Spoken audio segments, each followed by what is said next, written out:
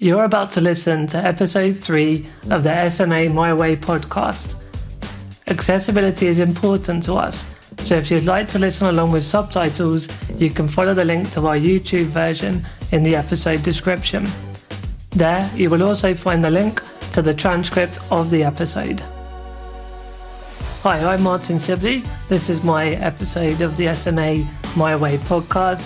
I've been involved with the project and the podcast as a champion for quite a few months now.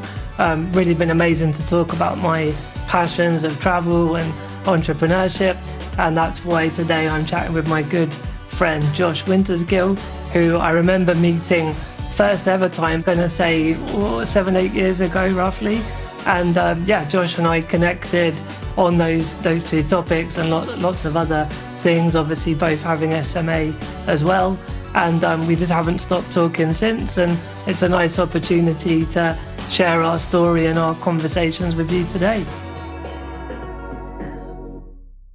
So Josh, we get to talk about our two big passions, that being travel and entrepreneurship, a beautiful crossover.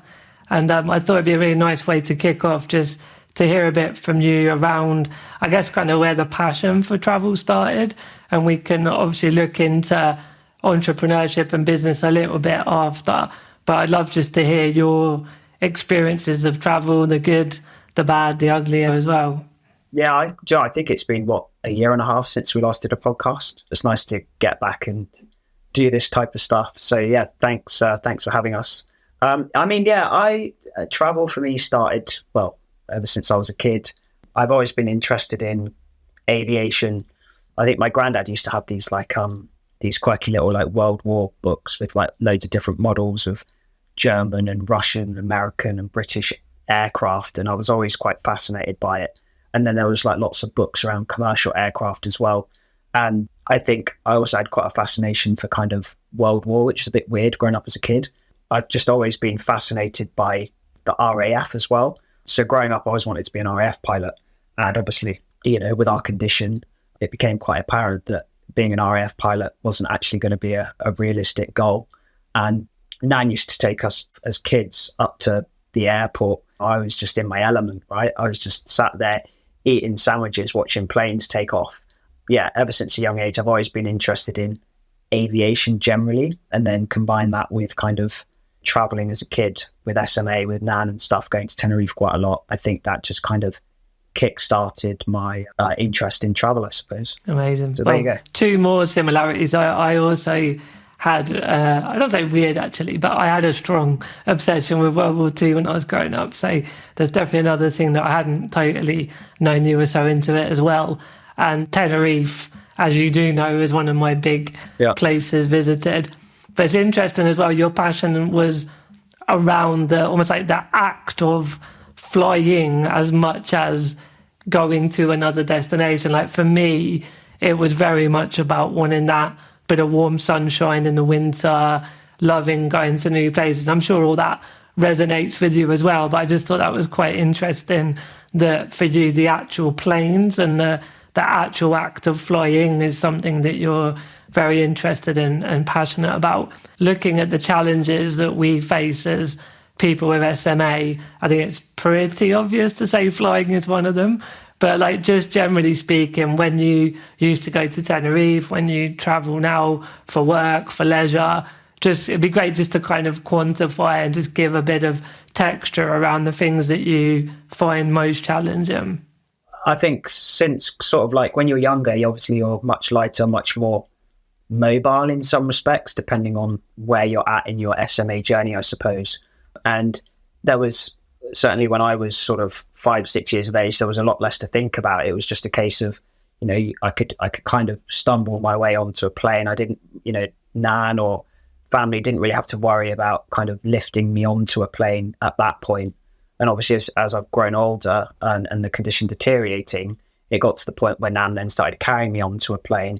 And then you get full circle to the point of being required to then be too big to be lifted. So you then obviously need to go on to an aircraft using that's when you start realizing how reliant you are on the support services provided by the industry to help you get on and off an aircraft. If you're not traveling with an army of family or PAs and other things, you are at the mercy of them to provide you that support. And it's not until you kind of start experiencing that you realize kind of how much you are thrown into the deep end and at the mercy of others trying to help you. And you soon kind of realize that there's a big flaw with a lot of it in terms of how the industry supports those that need a lot of support. And I also think, if we go look at individuals with SMA, we generally speaking have a wide range of postural needs when it comes to seating. And so like my seating needs at the moment would be totally different to your seating needs, give or take. And if you've got someone with, say, SMA type 1 or, a weak SMA type 2, you've then potentially got different body shapes and maybe less or more head control. And all of a sudden, when you're taken out of your chair, as you'll appreciate, then sitting in a seat that isn't designed for you is almost near on impossible for the majority of us to actually sit in, not only independently, but comfortably as well. And so I think there is a big area or a big focus that goes untouched within the industry around supporting people with a range of postural needs, particularly those with sort of high and complex postural needs. Yeah, totally agree. I mean, one more thought before we dive into the business entrepreneur side, which I think, you're speaking to those challenges around posture and aircraft and assistance, which very much inspired your business idea and your product idea and your entrepreneur journey. Just on that broader travel point, I mean, just for the listeners, really, like kind of what your favorite places. We mentioned Tenerife a bit, but I guess the sort of juxtaposition of what are some of your favorite destinations and what are some of your worst as well. Okay, I'm gonna hit people with Amsterdam. I mean, I don't remember much of Amsterdam, but I had a bloody good night out. And I mean, I really enjoyed Amsterdam, and actually it's quite an accessible place, much better than somewhere like Paris or something like that, where you've got a metro with 3 lines that are accessible pretty much. I must admit, I really didn't enjoy Paris. From an accessibility point of view, I did not enjoy it at all. They got the Paralympic Games this summer as well, right? Which will be interesting. Yeah, they're going to struggle. They have no idea what they're in for. I mean, the buses getting around are pretty carnage in Paris as well. So, I mean, good luck to everyone going over there. But I think people might be in for a bit of a shock when they realise how inaccessible the metro actually is. And then another trip I went on, it was an amazing experience. I went to the Caribbean sailing with the Jubilee Sailing Trust, and it's a charity that enables people with disabilities to go on these kind of tall sailing ships. And sadly, I think they're just closing down now. But there was this trip around Antigua, and I had to give up my powered chair, and I had to sit in a manual chair for 7 days at the mercy of my dad pushing me around. Oh, wow. On the ship, there was a hoist that was attached to a fixed hook in the ceiling. So it wasn't like a H-frame hoist. It was just the mechanism of a hoist attached to this carabiner. And in order to get me onto the bed, my dad had to push me across in the hoist and I had to lower down at an angle into a bunk bed with my dad sleeping above me. And this trip I was totally at the reliance of obviously my dad. I couldn't really do anything. And it was probably the most scariest trip that I've ever been on, because it was not what we would say is accessible. It was well out of my comfort zone, but actually the trip itself, in terms of what it showed me and what it taught me, both from having a relationship with my dad, but also the dependence on other people coming together to help make the trip as accessible and as fun and enjoyable as possible. It was quite a remarkable trip. I mean, I nearly fell out of my wheelchair twice. I got lifted over the side of a ship down into a little boat and onto Princess Diana Beach in Barbuda and ate lobster. And these are the types of things that you would never dream of doing. And I think in order to go, and you'll appreciate this, in order to go and experience all of these different things, you really do have to kind of get out of that comfort zone of it, being used to what's familiar, because ultimately when you go and do these things, it's not meant to be familiar. And if you want to be able to experience these things, you've got to compromise a little bit and put your trust in others. And I think that's a big thing that we're generally, people with SMA are very good at, is putting trust in other people. So yeah, that's just, again, another trip that was a bad trip from an accessibility point of view, Yeah. but what I got out of it was unbelievable. Yeah, and there's a bit of almost a metaphor in life in general, isn't there? Those times that are more challenging, we often learn about ourselves and we grow, and they're actually more memorable. Whereas when everything's always easy and plain sailing, it's good, like it's preferable in some ways, but then we maybe don't learn as much from it, and they're not as memorable. So yeah, I hear you on that one. That's right. So yeah, I mean, I mentioned earlier about the passion I've had for travel being a lot about going to new places, meeting new people, different languages, different cultures. So there's definitely a lot of different places I've been that were phenomenally good fun for different reasons. I suppose a couple of standouts. One would be Australia. It was my first proper independent trip without family, so with personal care assistance. And it was the other side of the world, so that made it quite a challenge. There was obviously a lot of logistics around not just the flights, but all the other elements of hoist hire and adapted vehicles and all that sort of stuff.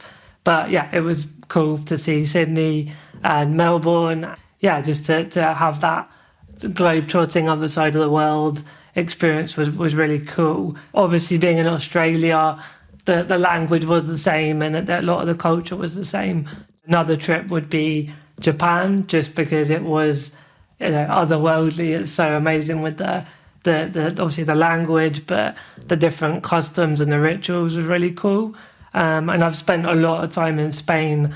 I don't know if I quite say I've lived there, but I've spent months at a time there, and really got to love the Spanish language and the Spanish culture. So Spain is very high up on my list for sure. Oh yeah. So we've heard some travel stories, and we've delved slightly into the aircraft flying situation. So from that passion that you've got, and from those challenges that people with SMA, but obviously broader as well, like other conditions that have the need to be transferred, like the SMA community as well. How and when did that start to become a more business idea? What was the journey there? The journey is pretty well documented. I mean, I was in Tenerife in 2017, I think it was, and I was reading a book called "Start with the Why" by Simon Sinek, and it got me thinking about all of the kind of the various stages that I was at in my life at the time, and I started asking myself why quite a lot, in terms of why was I doing my job, why was I doing these other things at the time, and was it actually giving me any fulfillment or any sort of real world impact? And to be quite honest, the answer was no. And then it got me thinking about, some of the challenges that I've had in my life, from housing to getting PA cover, getting transport, and then of course air travel being another one. And then I was reflecting on a lot of my trips that I had in air travel, sort of since I had spinal fusion at 14, and I soon started realizing that air travel is really difficult. And on this one trip that year out into Tenerife, I remember seeing a gentleman that was about, I would say, 6'2" to 6'4", must have been, I don't know, maybe 15, 16 stone, and watching him get lifted into a window seat with 4 people was probably one of the most horrific things I've ever seen. And the poor chap was just, he sent me some photos afterwards, after that trip, and he was literally purple all down one side of his body. And I kind of came away from that holiday after that and reading the book and then reflecting on my own experiences and thought, well, something needs to change. And when you start diving into the industry generally, it's quite a complex beast, and we haven't got time to cover it today.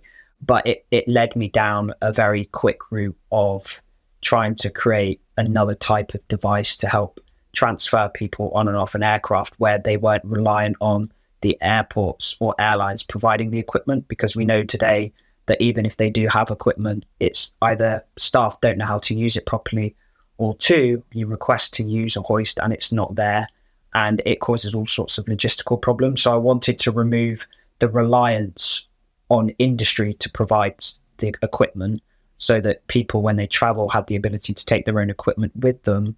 And whilst we know it's not perfect in the ideal world of what we'd like to see, it's better than having nothing, generally speaking.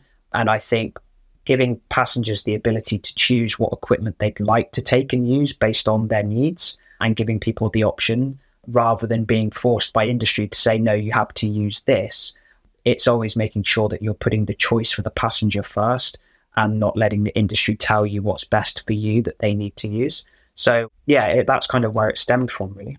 Yeah, I mean, knowing you as well and as long as I do now, I know that there's sort of two sides that's evolved from that. One being kind of empowering disabled people to fly more safely with the equipment, and we'll come back a bit to the specific products you've designed and launched under AbleMove in a minute, but also that kind of not letting industry get away with it, so to speak, or at least educating them and trying to, even if it's not directly with airlines and airports, which I know you have done, but also looking at the kind of legislation and that side. So it kind of looking back at what I know you've done, you've sort of gone for both sides of the coin, where it's helped the disabled people flying more comfortably today and work on those bigger systemic barriers to pull them down for the longer run, really. But I mean, in terms of the product side, can you just speak a bit more about AbleMove and how did you make products? Like, many people have cool ideas. It'd be interesting how you went from an idea to a physical product that now is, retailing as well.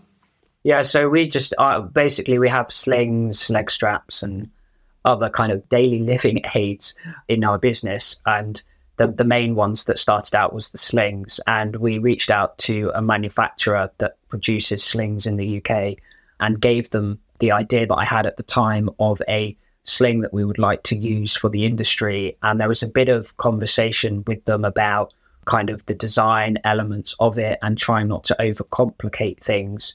And what conceptually our original design was very, very good, but the reality of it wasn't so great in terms of its ease of use and the confusion that it may have caused for airport staff. So we started cutting it back a little bit, and we introduced another sling called our Able Sling Lite, which is generally much more simpler, easier to use for people. So we kind of worked with industry, we worked with sling manufacturers to make sure that the slings were made in accordance with the standards that they needed to be made to. We worked with industry to understand from a moving handling point of view where they wanted like the handles located for lifting in and out of the cabin and stuff like that. So quite a lot went into kind of those early stages. And then we had a couple of people from a usability perspective use the slings. We probably could have done quite a bit more usability testing. To be fair, more could be done. And I think every organization with products will always say you can do more. You're always iterating. And I think that's probably a conversation under entrepreneurship. But, this idea that you start out with one product and then you evolve it and you get feedback and then you evolve it again. It's a bit like the iPhone, isn't it? There's one coming out every year, but they're already probably on iPhone 17, 18 already. And iPhone 15's just been released. So I think for me, I'm all about the practical side of things. Just get the job done, get something out there so that people can use today.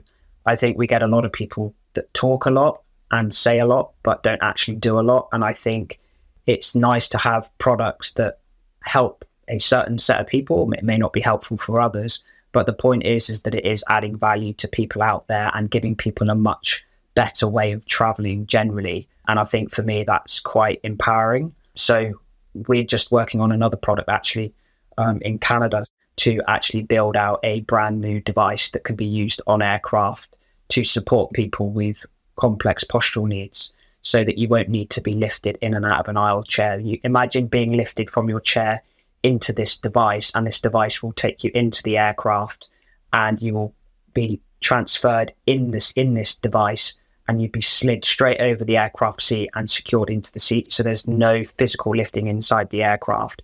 And you can use this device to get to and from the toilet as well. And it has a footrest, headrest, it has a harness, it has a pelvic support.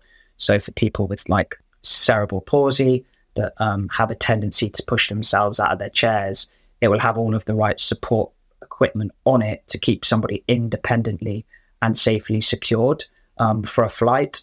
And we know today that accessing a toilet is probably the biggest barrier to people accessing air travel, more so than being able to fly in their chair, because the two go hand in hand. And it's actually quite surprising how many people won't travel mid to long haul, even if they in their wheelchair, even if they can't access the toilet. So we know it's a problem. And we'd like to think that this device will give a lot of people the ability to access a toilet on an aircraft as well. So that's been progressing. So there's a lot going on. And like I said, it's all about this being practical and just trying to work. It's a shame because the industry has lots of kind of design, not flaws, but design constraints. So you're having to work within the parameters if you want to bring products to market quickly without trying to, knock down different hurdles that others might be knocking down. I just want to get stuff today because in 2 years' time, people might not be around to travel. So I'm all about today, tomorrow, as quickly as possible. For me, that's where I get the real buzz. It's phenomenal what you've achieved the last few years with this, the transit seat, which I've got one and I've used it on my flights, and it has made it, much more practical, much more easy. There's still anxiety, as we know, about being lifted by people at the airport who we've never met until that moment that they're lifting us. And I mean, it's probably worth you just saying to people like some of the problems that you even had, because people need to understand that you can create a product that actually works pretty well, but in reality, when you're relying on industry, if you're getting them to do the lifting, there's still this element of trust that they're going to know what they need to do in order to lift. So I don't know if you just want to share more broadly, maybe some of those maybe not so good experiences that you've had, because I think it's important that people hear that as well. No, I think with or without the transit seat, it's just, as you said earlier, about we have to put trust in people. But despite having put trust in those moments, I've had a couple of times where I badly injured my ankle because they sort of semi-dropped me and tried to secure by putting their knee under my foot and sprained my foot up. And just last November, I was literally hanging over sideways of the aisle chair, looking at my wheelchair and thinking I was about to thud on the floor. So it hasn't prevented the worst fears, or not the worst fears, but it hasn't prevented those types of situations. But it certainly made them happen far, far less than it would have done without the seat. Yeah, and I think there's that broader question of industry having to answer, is it actually an equitable and fair experience that people like ourselves have to face in order to access air travel compared to those without disabilities? And the answer is no. And so therefore you have to ask the industry that they have to be doing more to prevent this from happening, and that it's not acceptable to stay at this level that we're at now, and that more does need to be done. Yeah. Because we are not, there's just no justification in the world that anyone could tell me that we have a safe and equitable air travel experience compared to those without disabilities, because we don't. To that point, do you want to just mention a little bit about rights on flights and the more campaign side that you've been up to? Yeah, we can do. I mean, the essence of rights on flights really is to encourage government to review the legal framework that we have in place that provides the protection of passengers with disabilities when it comes to air travel. It's largely fragmented. It has been ever since its inception when it was introduced into the European Union. And what we want to do is strengthen those protections for passengers with air travel and align it to people's expectations of what we expect out of the industry today when it comes to air travel.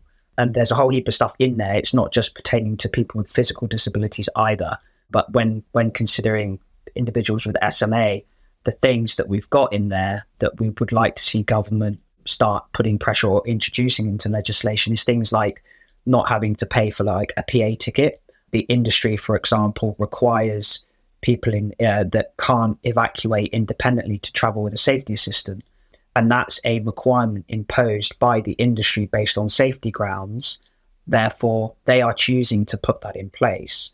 But they then expect you to then pay the ticket fare to take a PA with you.